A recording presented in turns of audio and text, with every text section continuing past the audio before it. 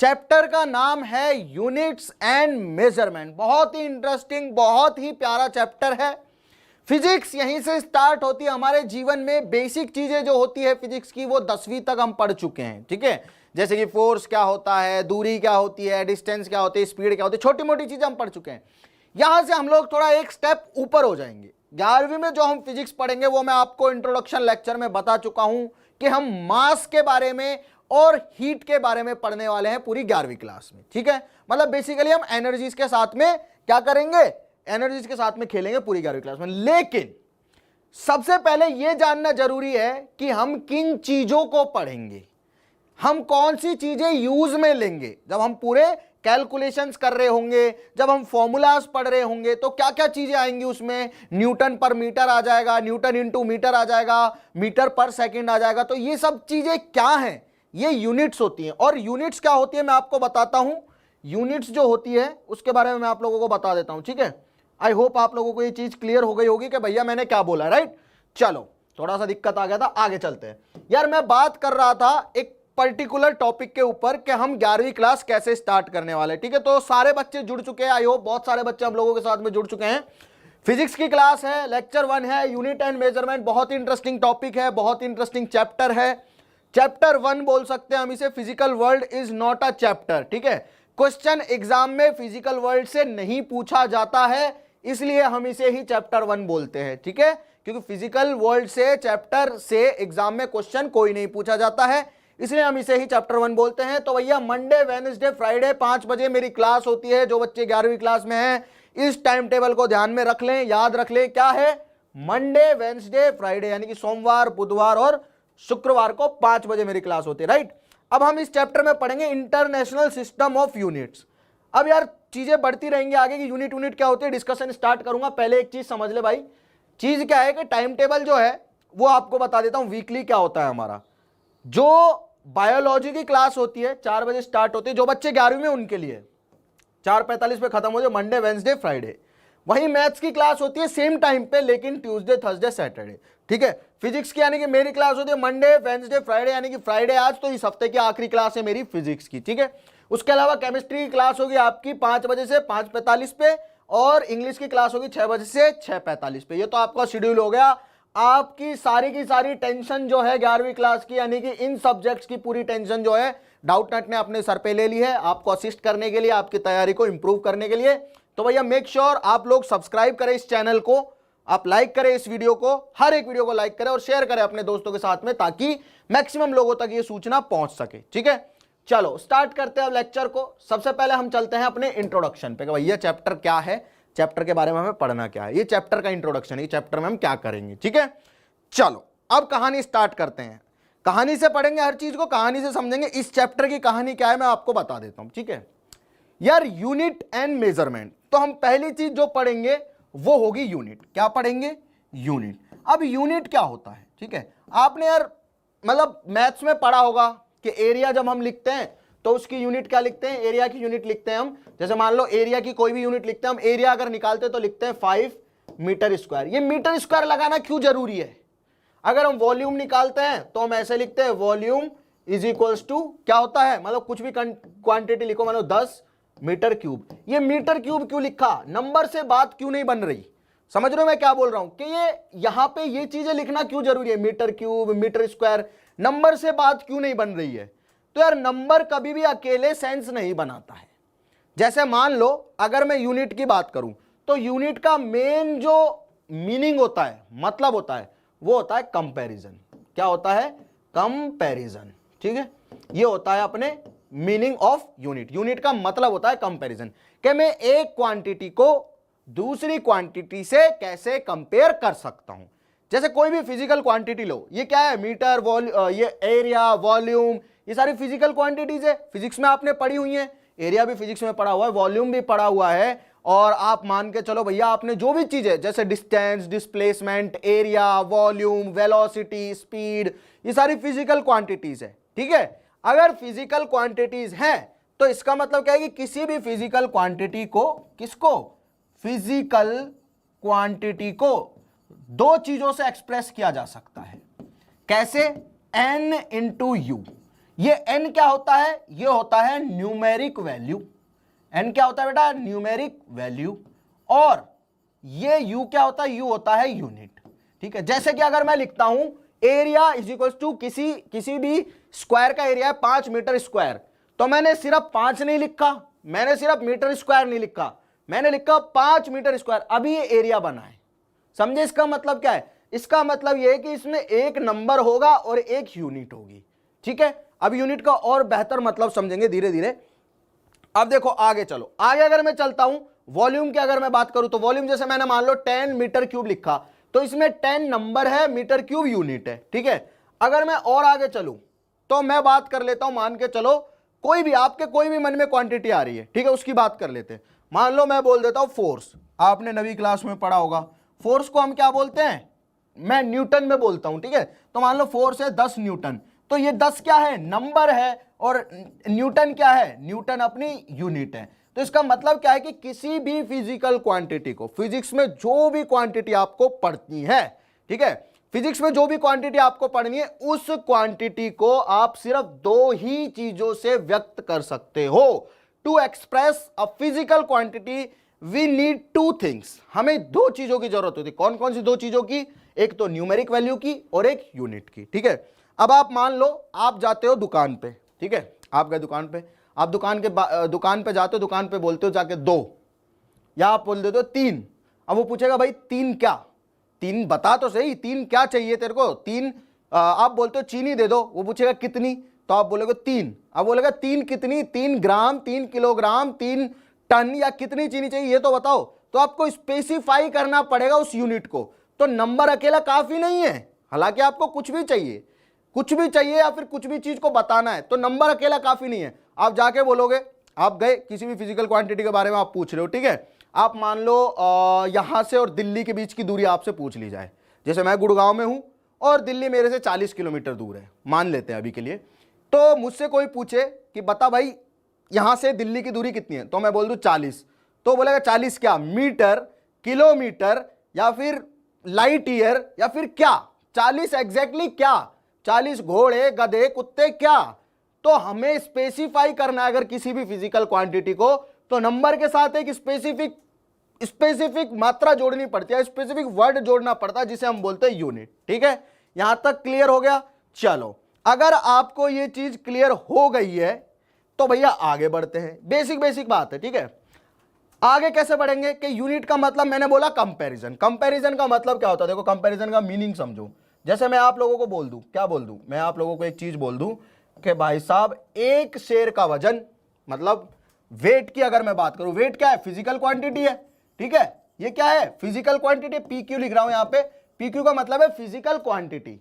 अगर मैं वेट की बात करूं तो हम ऐसे बोलते हैं, कैसे बोलते हैं कि 1 लॉयन का वेट जो है वो बराबर है 5 गोट के बराबर, अगर बोल रहा हूं मैं, ठीक है, कि एक शेर का वजन 5 बकरी के बराबर है। तो देखो ये क्या है, 5 है नंबर, और ये क्या है, 1 है नंबर।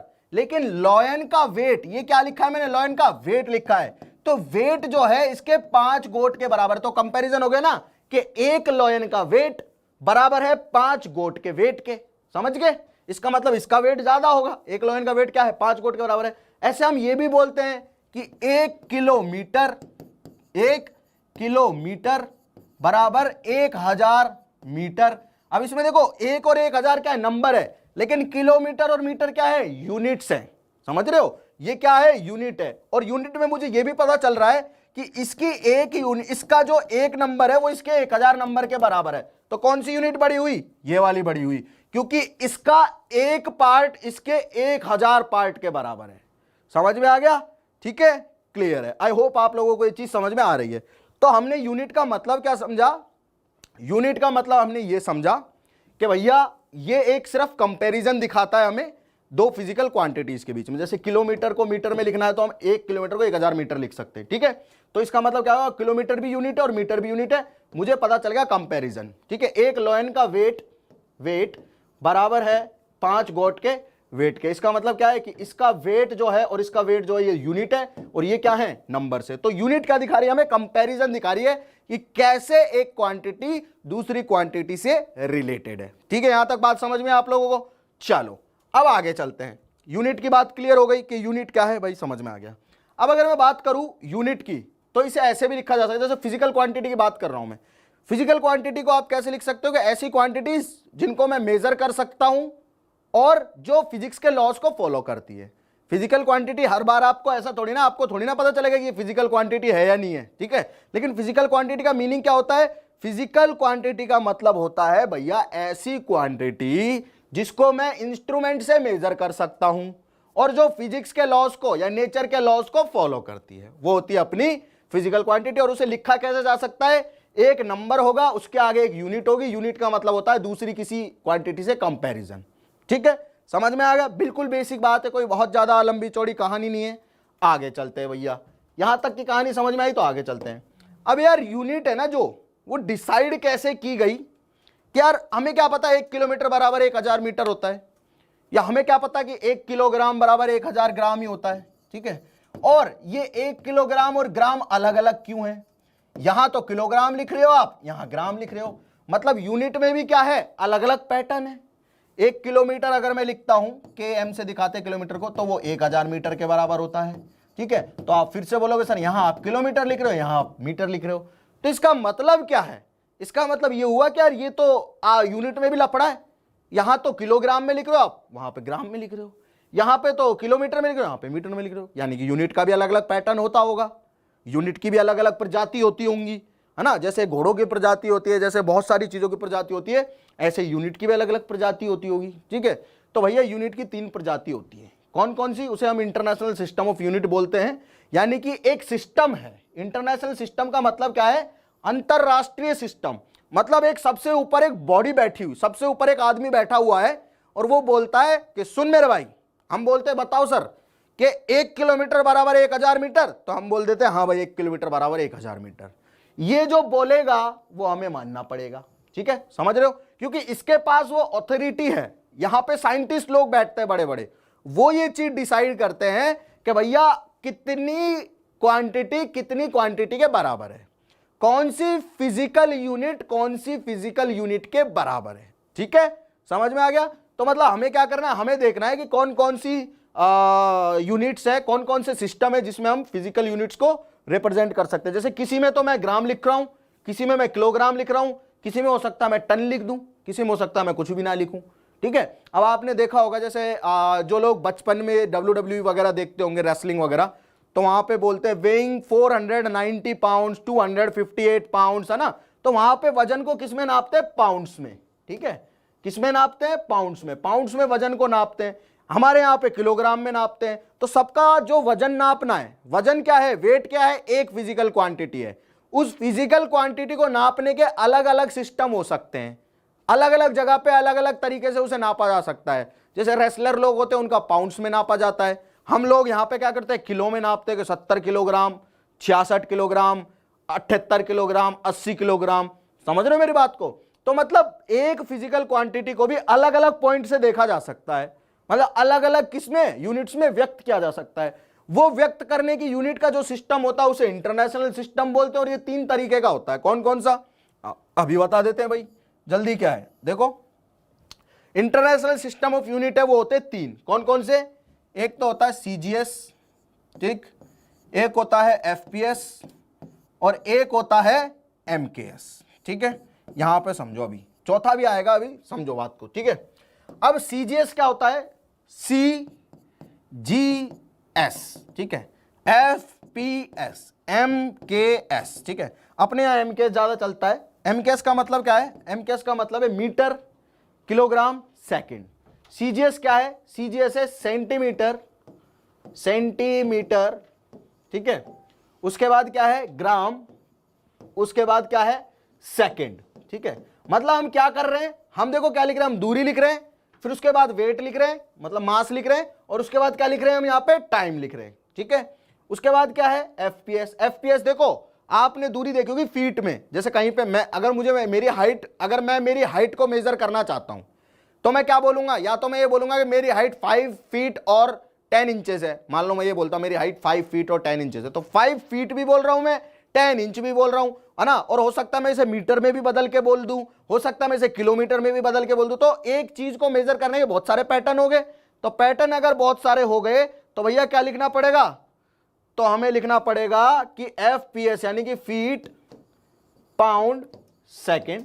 ठीक है, feet pound second. Feet pound second का मतलब क्या है, फीट पाउंड सेकेंड का मतलब है कि कई चीजें ऐसी होती हैं जिनमें हम दूरी को फीट में नापते हैं, जिसे हम नॉर्मल भाषा में फुट भी बोलते हैं ना, हिंदी में बोलते हैं ना कि 10 फुट का है, 5 फुट का है, इस तरह से। ठीक है, पाउंड में क्या नापते हैं, वजन को नापते हैं। जैसे मैंने आपको बोला रेसलर लोग होते हैं, उनका वजन पाउंड्स वगैरह में नापा जाता है कि इतने पाउंड का रेसलर है ये, है ना। और उसके बाद सेकंड, सेकंड हमेशा कांस्टेंट रहेगा, सेकंड यहां भी रहेगा, यहां भी रहेगा, यहां भी रहेगा। टाइम को यहां भी सेकंड में नापा जाएगा, यहां भी सेकंड में और यहां भी सेकंड में। अब एमकेएस जो प्रणाली है, एमकेएस जो सिस्टम है, उसमें देखो इसे किस में नापा जाता है, मीटर में, METRE। उसके बाद इसे नापा जाता है किलोग्राम में, वेट को। ठीक है, और उसके बाद जो टाइम है उसे सेकंड में नापा जाता है। ठीक है, तो ये जो सबसे ज्यादा बोल सकते हैं, फिर ये जो सिस्टम है ये रजिस्टर्ड सिस्टम है, जहां पे हमें व्यक्त करना होता है किसी भी पर्टिकुलर फिजिकल क्वांटिटी को। या तो हम उसे सीजीएस में व्यक्त करेंगे। सीजीएस का मतलब क्या है, सेंटीमीटर, ग्राम और सेकंड। यानी कि अगर मुझे दूरी लिखनी है तो सेंटीमीटर में लिखूंगा, अगर मुझे वेट लिखना है तो ग्राम में लिखूंगा, अगर मुझे टाइम लिखना है तो सेकंड में लिखूंगा। ठीक है, उसके बाद मैं क्या करूंगा, एफपीएस में भी लिख सकता हूं। एफपीएस का मतलब क्या है, दूरी लिखनी है तो फीट में लिखूंगा, और उसके बाद अगर मुझे वेट लिखना है तो पाउंड में लिखूंगा, टाइम लिखना है तो सेकंड में लिख दूंगा। फिर मैं एमकेएस में चला जाता हूं। एमकेएस का मतलब क्या है, एमकेएस का मतलब है कि भैया दूरी होगी मीटर में, वेट होगा किलोग्राम में और टाइम होगा सेकंड में। ठीक है, यहां तक आई होप आप लोगों को बातें समझ में आ गई हैं। जिन बच्चों को लग रहा है अगर जिन लोगों को लग रहा है कि मेरी क्लास सुबह क्यों नहीं है, बेटा सुबह नहीं हुई थी आज मेरी क्लास, रात को 9:30 बजे है। जो जेईई मेन की क्लास होती है फिजिक्स की 9:30 बजे है, उसमें मैं डिस्कस करूंगा कैपेसिटर। ठीक है, तो जिनको कैपेसिटर पढ़ना है, जो बच्चे 12वीं में हैं और जो बच्चे जेईई मेन का पेपर देना चाह रहे हैं, या फिर जो बच्चे अपना नीट का पेपर देना चाह रहे हैं और निकालने की, उस पेपर को क्रैक करने का जज्बा रख रहे हैं, वो जरूर आए रात को 9:30 बजे। अच्छी क्लास चलेगी, काफी लंबी क्लास लेने के मूड में हूं आज में, इसलिए उसको रात को शिफ्ट करवा लिया गया। ठीक है, चलो, तो हमने यहां पे इंटरनेशनल सिस्टम पढ़ लिया। अब आता है एक एसआई सिस्टम। कौन सा सिस्टम, एसआई सिस्टम। तो 3 सिस्टम आप लोग देख चुके ऑलरेडी। अब ये एसआई सिस्टम क्या है यार, ये नई चीज है। देखो ये आजकल फॉलो होता है। ठीक है, इंटरनेशनल सिस्टम ऑफ, जो इंटरनेशनल सिस्टम बॉडी जो है, ठीक है, इंटरनेशनल सिस्टम ऑफ यूनिट जो है, उसने एक नया सिस्टम बनाया और बोला कि यार देखो हम लोग क्या कर रहे थे, एमकेएस को फॉलो कर लेते हैं। इंडिया में क्या चलता है, इंडिया में देखो हम लोग मीटर में दूरी नापते हैं, हम लोग वेट को हमेशा किलोग्राम में बात करते हैं और टाइम को सेकंड में बात करते हैं, आवर्स में बात करते हैं, घंटे में बात करते हैं। ठीक है, तो हम लोग इस पैटर्न को फॉलो कर रहे थे, है ना। यूएस में या यूरोप में लोग क्या कर रहे थे, वो फीट में दूरी नाप रहे थे और पाउंड में वजन नाप रहे थे, टाइम को सेकंड में नाप रहे थे या मिनट में या फिर घंटे में नाप रहे थे। लेकिन हमारे मीटर और उनकी फीट हो गई, हमारा किलोग्राम उनका पाउंड हो गया, तो यार कन्फ्लिक्ट्स आने लग गए। कन्फ्लिक्ट्स मतलब एज इन के यार सारे का सारी दुनिया जो है ना, वो एक पैटर्न को फॉलो नहीं कर रही थी कि हम लोग कुछ कर रहे हैं, वो लोग कुछ कर रहे हैं, और कहीं पे कुछ और ही चल रहा है। ठीक है, कहीं पे सेंटीमीटर, ग्राम और ये सब चल रहा है। ठीक है, तो ऐसा हुआ कि भैया इंटरनेशनल सिस्टम ऑफ यूनिट ने बोला कि यार तुम बैठो, तुम एक चीज बताता हूं। हमने कहा बताओ। उसने कहा कि ये वो सिस्टम है जो सारी दुनिया में चलेगा। सारी दुनिया में मतलब कि हर जगह इसको मानना पड़ेगा। तो हमने बोला, सबने भाई मान लेंगे, कोई दिक्कत नहीं, आप बोल रहे हो तो आपका अधिकार है, आपको पता है कि भैया ठीक है ये करना है तो हम वो करेंगे। तो हम लोग क्या कर रहे थे, पहले हम लोग मीटर में दूरी नाप रहे थे, हम लोग किलोग्राम में वेट नाप रहे थे। उधर यूएस में अलग ही चल रहा है, उधर फीट में वो दूरी नाप रहे हैं, उनका जो हर चीज को मेजर करने का, वेट को मेजर करने का अलग ही सिस्टम है, वो पाउंड में नाप के बता रहे हैं हम लोगों को।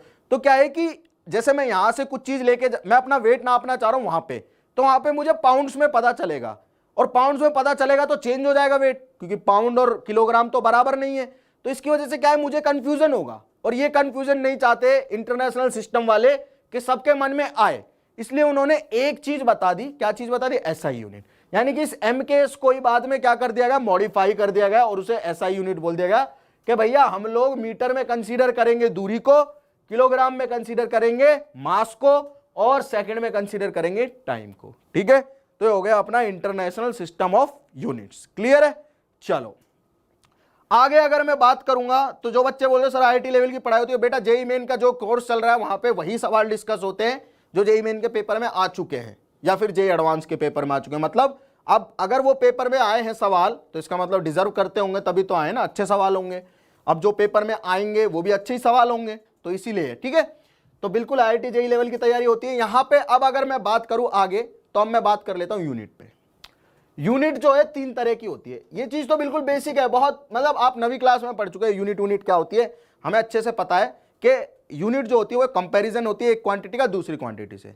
अगर मैं बोलूं 1 किलोमीटर 1000 मीटर के बराबर है तो कंपेयर कर दिया ना मैंने किलोमीटर और मीटर को, कि किलोमीटर का एक पार्ट मीटर के 1000 पार्ट के बराबर है, तो कंपैरिजन कर दिया। मैं बोलता हूं 1 किलोग्राम 1000 ग्राम के बराबर है, तो इसका मतलब किलोग्राम का एक पार्ट और ग्राम के 1000 पार्ट, ठीक है, तो वो बराबर हो जाएंगे। ठीक है, तो यहां तक सब चीजें आपने लोगों को क्लियर है। अब आगे चलते हैं। ठीक है, आगे मैं चलूं तो मैंने पढ़ा कि यार जो यूनिट्स होती है उसको 3 तरीके से चलाया जाता था पहले, एफपीएस, एमकेएस, सीजीएस। ठीक है, वो काम की भी चीज नहीं है। खैर आगे बात करी हमने कि भैया एमकेएस को ही मॉडिफाई कर दिया हमने और बोल दिया कि एसआई यूनिट है, मीटर में चलेगा सारी दूरियां और वेट जो होगा उसे किलोग्राम में मेजर करेंगे, मास को, और टाइम को सेकंड में मेजर करेंगे। फिजिक्स में हम लोग जो चीजें यूज करेंगे, हम दूरी को हमेशा मीटर में लिखेंगे, एसआई यूनिट में लिखेंगे, और जो मास होगा उसे किलोग्राम में लिखेंगे, और जो टाइम होगा उसे सेकंड में लिखेंगे। ठीक है, चेंज तो कर ही सकते हो, ऑब्वियस सी बात है। मुझे पता है 1 घंटे में 60 मिनट होते,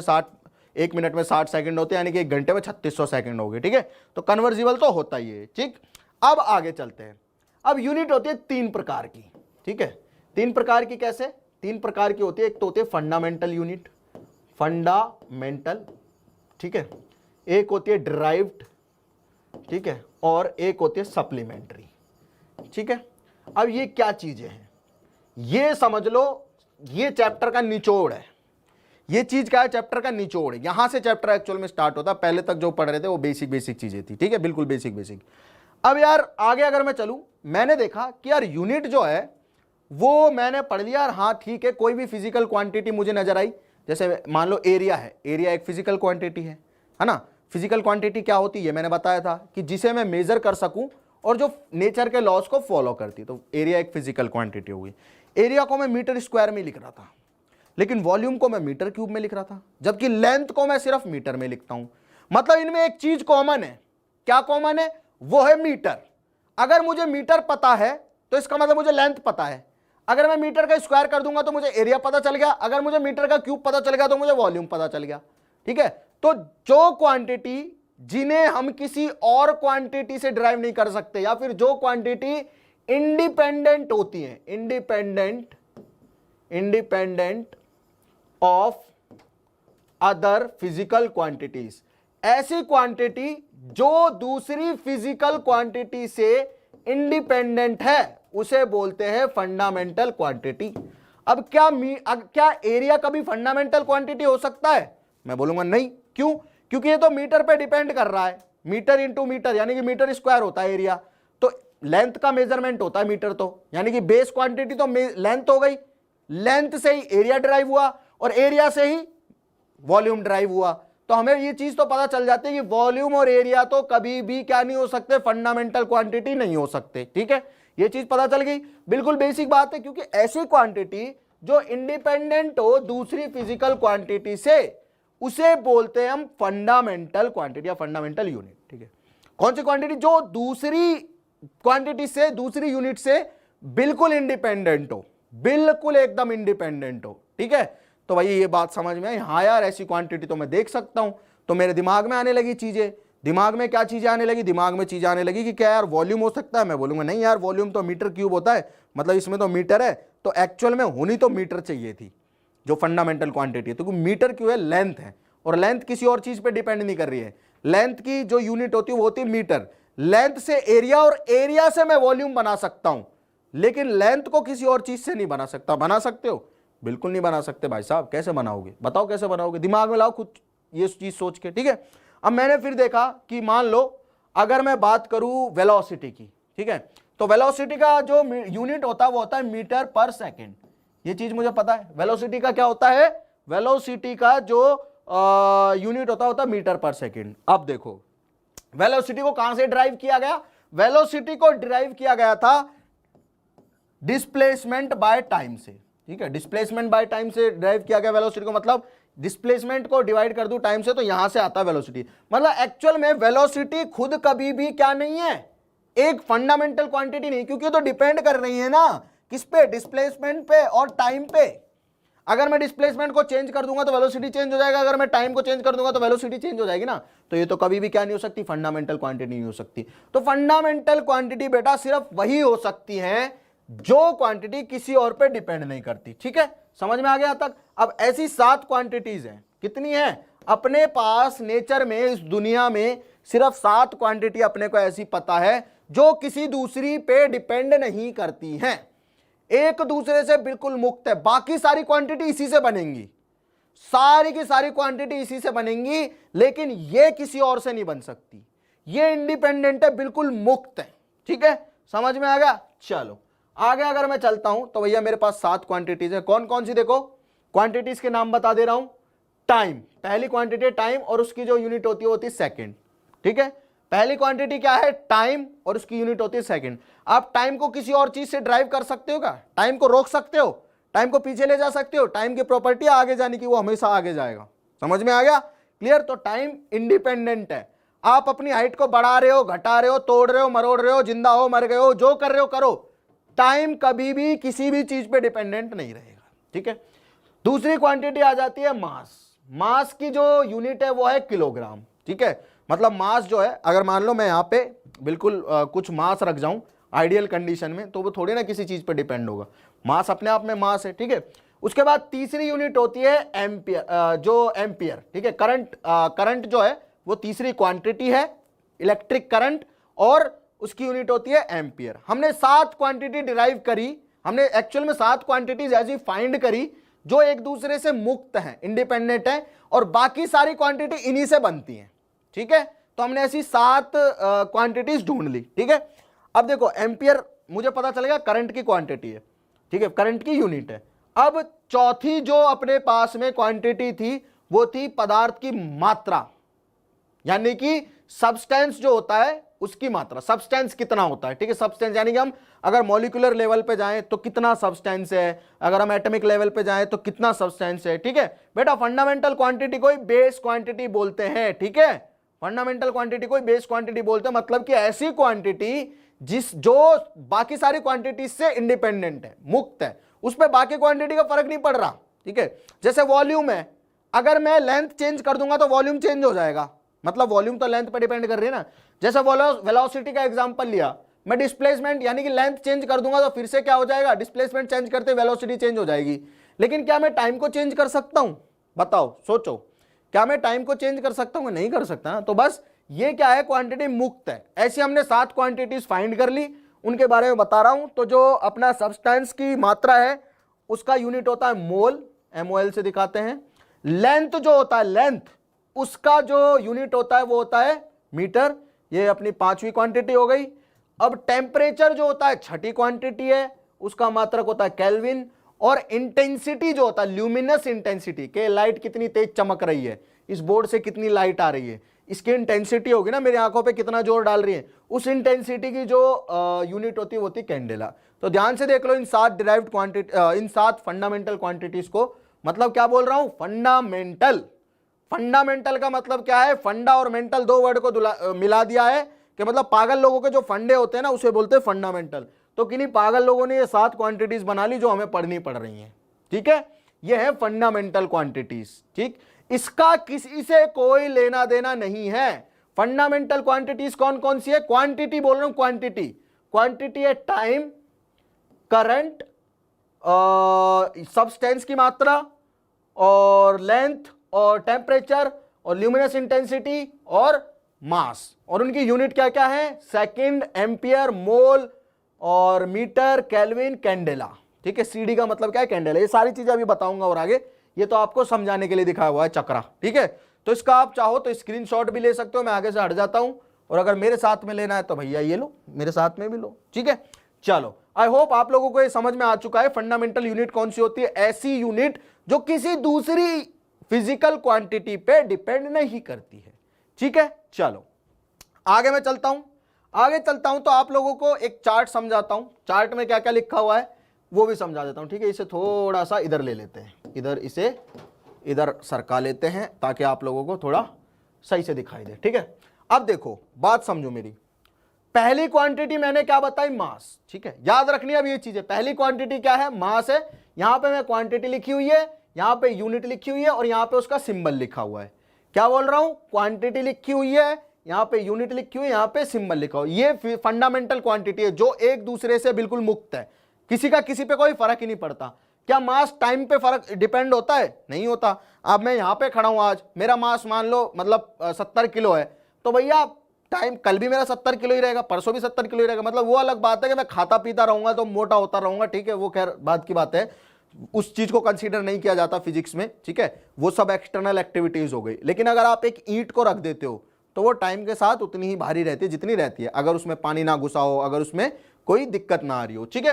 तो मतलब ऐसी क्वांटिटी जो टाइम के साथ या फिर किसी भी अदर क्वांटिटी पे डिपेंड नहीं करती उसे बोलते हैं फंडामेंटल क्वांटिटी। और फंडामेंटल क्वांटिटी कौन कौन सी है, पहली है मास, कौन सी है, मास। और मास के बारे में चलो इससे दिखाता हूं। पहली क्वांटिटी क्या है, मास है, और मास जो है उसकी यूनिट है किलोग्राम और उसका सिंबल होता है केजी। कैसे दिखाते हैं मास को, केजी से दिखाते हैं, ठीक है। पता है आप लोगों को ये चीज। चलो अब दूसरी क्वांटिटी हो गई टाइम, टाइम की यूनिट हो गई सेकंड, ठीक है। जो हम एसआई में यूज करने वाले, फिजिक्स में हमेशा जो यूज करेंगे वो यूनिट्स लिखी हुई है यहां पे, ठीक है। और उसका सिंबल होगा एस, सेकंड को एस से दिखाते हैं, ठीक है। अब तीसरी हो गई टेम्परेचर, टेम्परेचर की जो यूनिट है उसे बोलते हैं केल्विन। केल्विन एक साइंटिस्ट थे, उनके नाम पे टेम्परेचर को हम केल्विन बोल रहे हैं, ठीक है। और सिंबल दिखाया गया के से, ओके। चौथी यूनिट आ गई इलेक्ट्रिक करंट, क्वांटिटी है इलेक्ट्रिक करंट। इलेक्ट्रिक करंट को हम नापते हैं एम्पियर में, मतलब इलेक्ट्रिक करंट की यूनिट है एम्पियर और उसका साइन होगा ए। ल्यूमिनस इंटेंसिटी, इंटेंसिटी का मतलब क्या है, चमक, कि कितनी ज्यादा चमक है, उसका मात्रक होता है, यूनिट होती है कैंडेला, और कैंडेला को दिखाते हैं सीडी से। लेंथ अगली फिजिकल क्वांटिटी है और लेंथ का यूनिट होगा मीटर, और मीटर को दिखाऊंगा एम लिख के। और फिजिक्स में आखिरी जो क्वांटिटी होगी वो होगी अमाउंट ऑफ सब्सटेंस, यानी कि मोल उसकी यूनिट होगी और MOL से उसे दिखाया जाएगा, ठीक है। क्लियर है, समझ में आ गया, बेसिक है बिल्कुल, ठीक है। आई थिंक आप लोगों को समझ में आ चुका है। बेटा फिजिक्स की जो क्लास की टाइमिंग पूछ रहे 12th क्लास की, मैंने आपको बता दिया है। अगर आपको शेड्यूल नहीं पता है तो हम लोग अभी कमेंट सेक्शन में डाल देंगे आपको शेड्यूल, के 12th का शेड्यूल क्या होता है, आपको 12th की टाइमिंग पता चल जाएगी, ठीक है। तो यहां से आपको फिजिकल क्वांटिटी समझ में आ गई। मेरे साथ बोलेंगे, सात कौन कौन सी होती हैं। सबसे पहले मास, क्या होती है, मास, मास का यूनिट होता है किलोग्राम, ठीक है। दूसरी क्या होती है, टाइम, टाइम की यूनिट होती है सेकंड। तीसरी क्या होती है, टेम्परेचर, टेम्परेचर की यूनिट होती है केल्विन। और जोर से बोलेंगे चौथी quantity electric current, electric current की यूनिट होती है एम्पियर। और पांचवी होती है ल्यूमिनस इंटेंसिटी, यानी कि चमक, और उसकी यूनिट होती है कैंडेला। और छठी जो होती है क्वांटिटी वो होती है लेंथ, और लेंथ की यूनिट होती है मीटर। और सातवीं होती है अमाउंट ऑफ सब्सटेंस, और उसकी यूनिट होती है मोल। समझ में आ गई। तो भैया 2, 2, 4, 2, 6 और 1 7, ये अपने पास में क्या है, 7 अपने पास में फंडामेंटल क्वांटिटीज है और इनकी फंडामेंटल यूनिट्स है, ठीक है। इन क्वांटिटीज को आप किसी और से ड्राइव नहीं कर सकते, बाकी सारी क्वांटिटी यहीं से ड्राइव होंगी, बाकी सारी क्वांटिटी क्या होंगी, यहीं से डिराइव होंगी। और जो क्वांटिटी फंडामेंटल से ड्राइव की जाती है उन्हें क्या बोलते हैं, ड्राइव्ड क्वांटिटीज। तो मैं लिख देता हूं यहां पे quantities, quantities which are derived from fundamental quantities, fundamental, mental लोगों के जो फंडे होते हैं ना उसे बोलते हैं fundamental. Fundamental quantities are called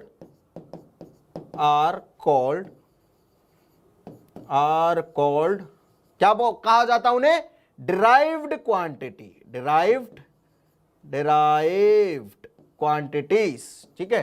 derived quantity क्या होती है, डिराइव्ड क्वांटिटी होती है जो क्वांटिटी फंडामेंटल से डिराइव की जाएगी, मतलब इसके अलावा सारी क्वांटिटी डिराइव्ड है, ये याद रखो, ठीक है। इसके अलावा क्या है, सारी क्वांटिटी डिराइव्ड है।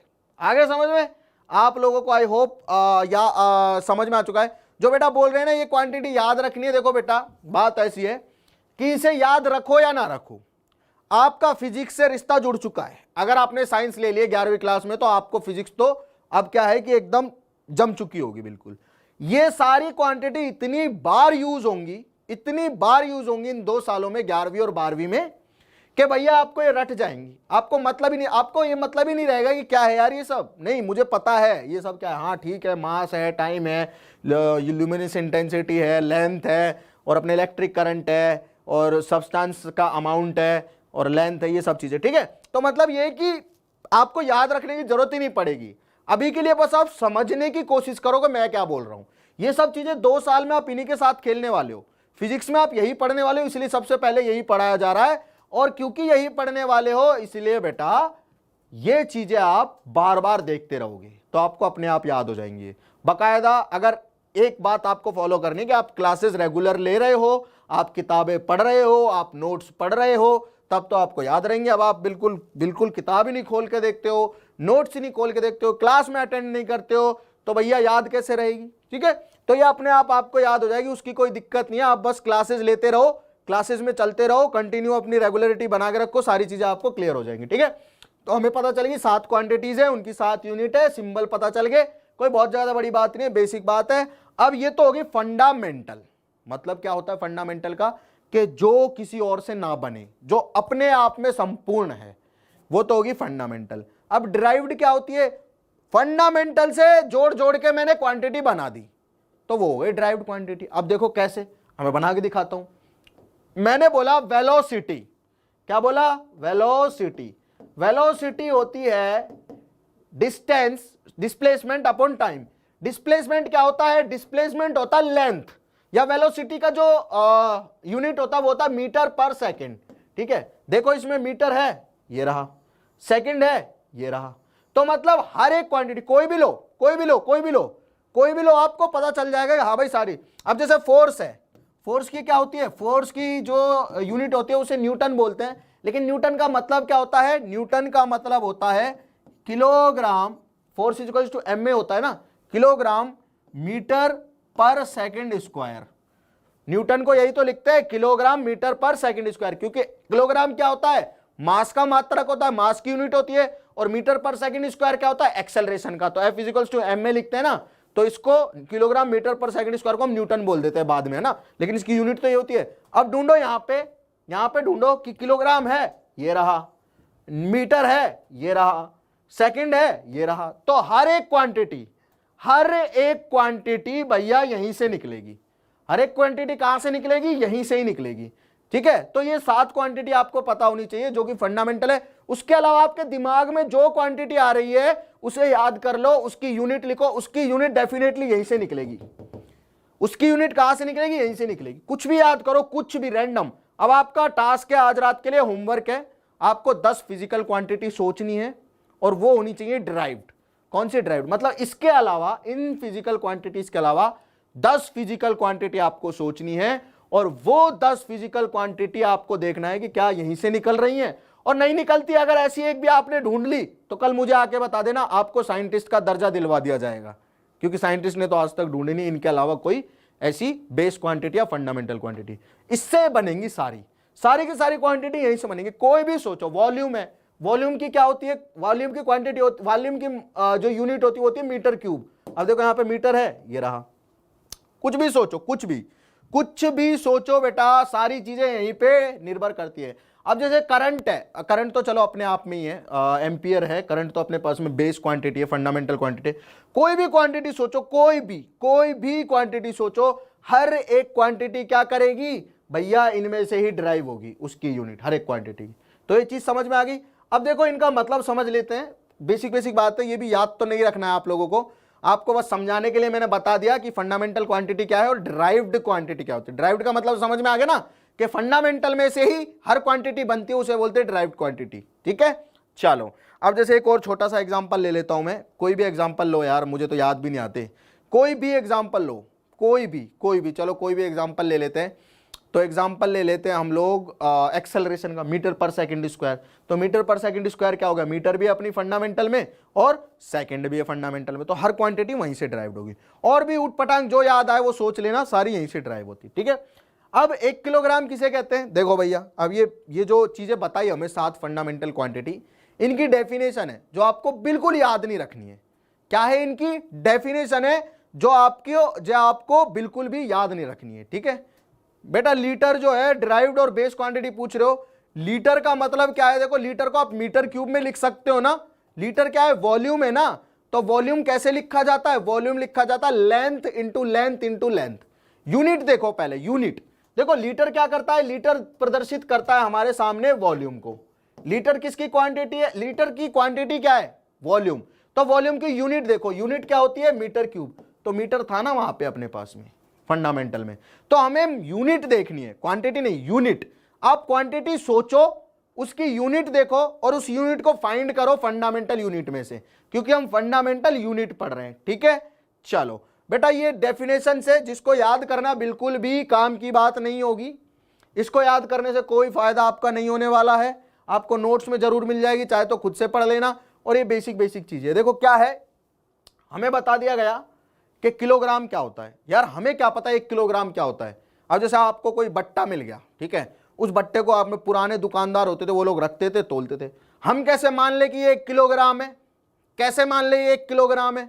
तो भैया वो ऐसे मानना पड़ेगा 1 किलोग्राम कि हमने कुछ स्टैंडर्ड मेजरमेंट्स बनाए हुए हैं, कुछ स्टैंडर्ड टूल्स बनाए हुए हैं, उसके आधार पे हमने फंडामेंटल यूनिट्स को, फंडामेंटल क्वांटिटीज को ड्राइव किया। हमने बोला 1 किलोग्राम, पता क्या होगा, 1 किलोग्राम का मतलब होगा कि भैया mass of a cylinder made of a platinum iridium alloy placed in international bureau of weights and measure is defined as 1 kilogram. ठीक है, मतलब क्या है कि भाई साहब सिलेंडर बनाया गया एक प्लेटिनम और इरिडियम का, ठीक है, सिलेंडर बनाया गया इरिडियम और प्लेटिनम का, ठीक है। उस प्लेटिनम और इरिडियम के सिलेंडर को बोल दिया ये 1 किलोग्राम का है, तो उसके बराबर के सारे बट्टे बनाए जाते हैं अब कि भैया हाँ ये 1 किलोग्राम है, ठीक है। उसके बाद अगर मैं सेकंड की बात करूं कि सेकंड क्या होती है, तो सेकंड में उन्होंने ऐसे दिमाग लगाया, ये चीज समझ में भी नहीं आएगी आपको कि सीजियम 133 एटम रिलीज होता है इलेक्ट्रोमैग्नेट, ऐसी की तैसी इसकी, ठीक है। बट ठीक है, ऐसा हो गया कि सीजियम 133 का एक एटम लिया, ये ले लिया भैया, ठीक है। इस एटम में से क्या हुआ, इसमें से एक रेडिएशन निकली, ऐसा समझो आप, ठीक है। अब इसमें से एक्चुअल में बहुत सारी रेडिएशन निकलेंगी, बहुत सारी, जैसे सन में से निकलती है ना, ऐसी सारी रेडिएशन निकलने लगी।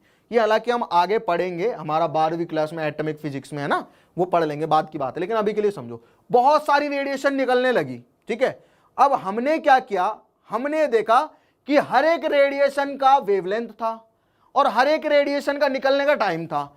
अब किसी एक रेडिएशन को पकड़ के बोल दिया ये जो रेडिएशन निकली ना इसका टाइम पीरियड वो 1 सेकंड है, बस ऐसा बोल दिया, ठीक है। तो वो वाली बात होगी। उसके अलावा केल्विन क्या होता है, केल्विन अपने भैया थे। केल्विन कौन थे, केल्विन साइंटिस्ट थे। केल्विन ने बोला कि भाई साहब we measure temperature in kelvin. पहली बात तो ये, हम टेम्परेचर को फिजिक्स में किस में मेजर करेंगे, केल्विन में, क्योंकि इनको रिस्पेक्ट देंगे पूरी, बहुत अच्छे साइंटिस्ट थे ये। केल्विन को डिफाइन किया 1/273.16 part of thermodynamic temperature of triple point of water.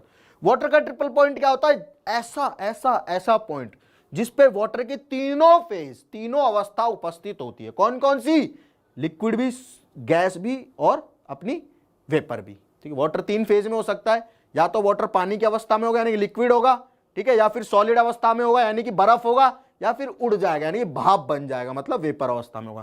तो ये एक ऐसा टेम्परेचर है और प्रेशर शायद 612 पास्कल होता है। उस प्रेशर पे और इस टेम्परेचर पे वाटर की तीनों अवस्था हम लोग कंबाइन अचीव कर सकते हैं, तो इसे बोल दिया गया केल्विन, ठीक है। समझ में आ गया। आगे चलते हैं एम्पियर पे। तो एम्पियर भैया भी एक साइंटिस्ट थे, ये भी बड़े अच्छे ही साइंटिस्ट थे। इन्होंने बोला कि 1 एम्पियर क्या होता है, बता देते हैं। मतलब हम लोगों ने सीधा ऐसे बोल दिया कि भैया ये चीजें हैं, ऐसे बोली जाती है, इनको मान लो, तो हमने मान लिया। तो बस ये लिख के बता रहा है कि इसका मतलब ये होता है, समझ ले, इसका मतलब ये होता है, समझ ले, तो हम समझ रहे हैं बस वो, ठीक है। तो बाकी ये सारी चीजें आपको नोट्स में भी मिल जाएगी। ये डेफिनेशंस आपको पढ़ लेनी है, इसकी डेफिनेशन, कैंडेला की डेफिनेशन और मीटर की डेफिनेशन, ठीक है। अब जैसे मीटर है, मीटर की डेफिनेशन मैं आपको समझाता हूं।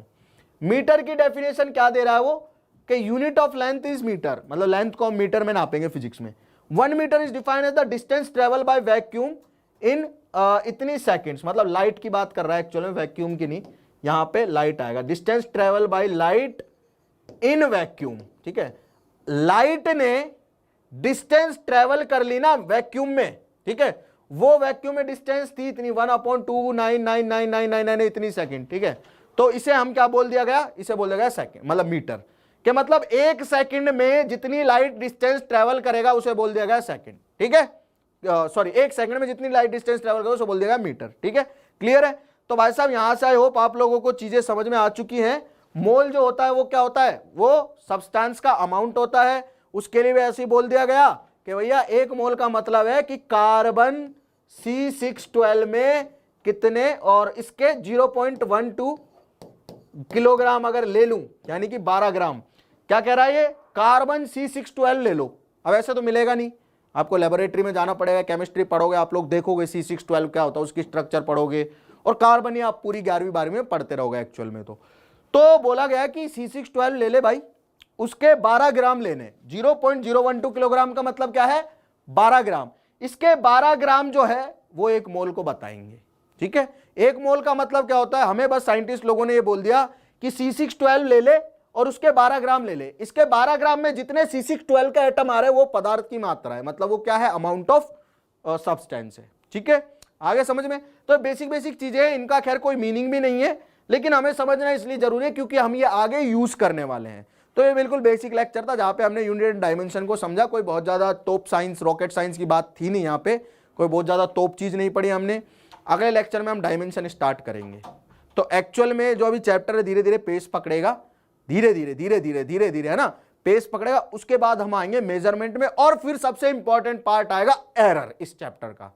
जो बच्चे कॉम्पिटेटिव एग्जाम देना चाहते हैं, जो बच्चे बोर्ड की तैयारी कर रहे हैं, खैर 11वीं में तो बोर्ड आपका होता नहीं है, लेकिन अगर आप कॉम्पिटेटिव एग्जाम देना चाहते हो, जेई मेंस हो गया, जे एडवांस हो गया, या आपका नीट हो गया, तो आपको एरर से सवाल जरूर मिलेगा। तो वो मैं करवाऊंगा धीरे धीरे हम चैप्टर पे चलते चलेंगे।